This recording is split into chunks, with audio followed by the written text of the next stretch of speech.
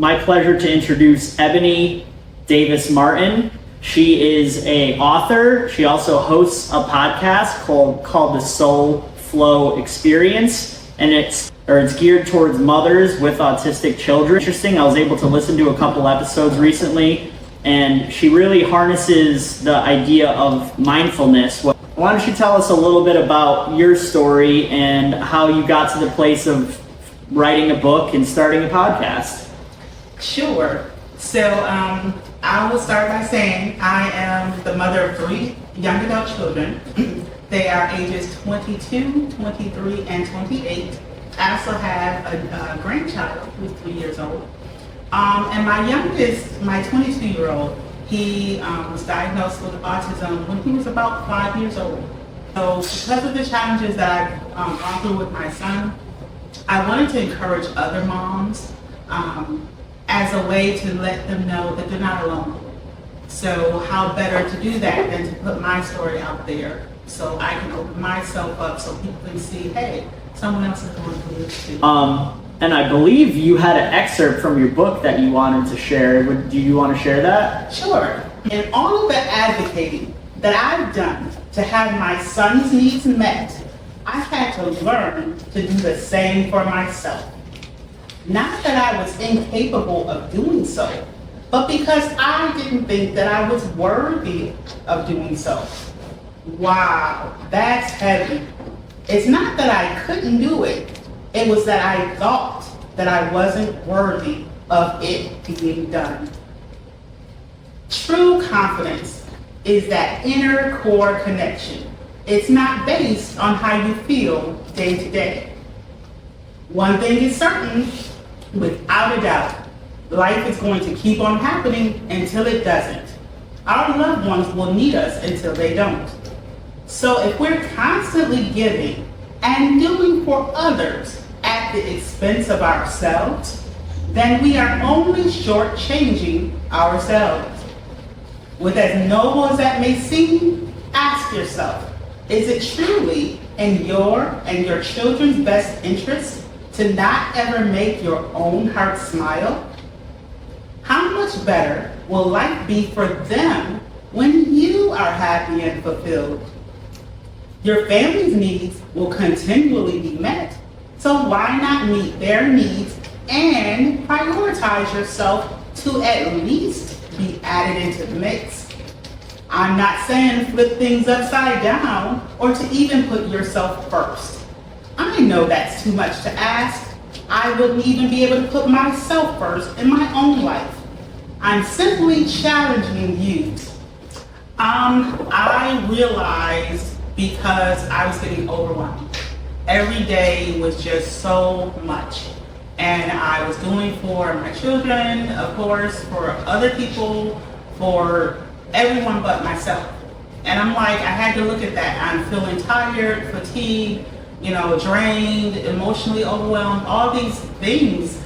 And I'm like, why? Why is that? Well, I'm realizing that I'm giving of myself, but I'm not doing for myself. Mm-hmm. So then I had to analyze, okay, this is what's going on. Why is this going on?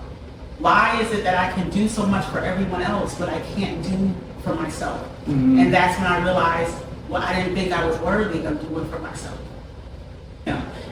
It is a process.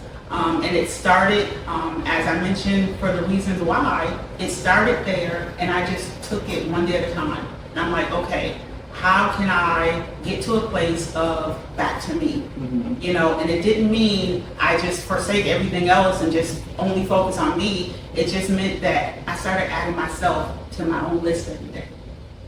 And I just took it one day at a time. There are 2 answers to that, because the realization was way back maybe 10, 15 years ago. Mm-hmm. But I didn't start putting into action until I'll say maybe the last 5 years or so. Okay. Like I mentioned, just the breathing. For those of you who want to participate, those of you who are listening in, those of you who are here with us, I just first start by closing my eyes and just kind of thinking about something other than things that stress and overwhelm you. Think about something that is happy and joyous to you. And so as you close your eyes and think about that thing that is really happy and joyous for you, we start by taking a breath. And we're going to take a breath. We're going to inhale through our nose for the count of 3. We're going to hold it for the count of 3. And then we're going to exhale out of our mouth for the count of 5. So let's begin. Eyes closed. Think about that thing that brings you happy and joy. And deep breath in through the nose. 1, 2, 3. And we're holding 1, 2, 3. And we exhale through the mouth. 1, 2, 3, 4, 5. And it's as simple as that. That was awesome. I thank you for sharing that with all of us. I really appreciate that. That's one thing too about the breath. Now that we're kind of in the subject and we're breathing and talking about it, I really like the pauses of the breath because I feel like that's my own personally lived experience, but that's when I become the most aware. What one takeaway that you'd like anybody listening to bring home with them? I would say just to connect with the inner calm, whatever that looks like for each person. And it's difficult, I know. Whether a person has a loved one with autism or any special need or not. We all have stress and overwhelm, and we get so focused on meeting the goal and doing the thing, but don't forget about the process, because that's what our calm is related to. Mm-hmm. Our goal, our purpose here. And if you stay connected to that, it'll be easier to get through the other things that you your mind.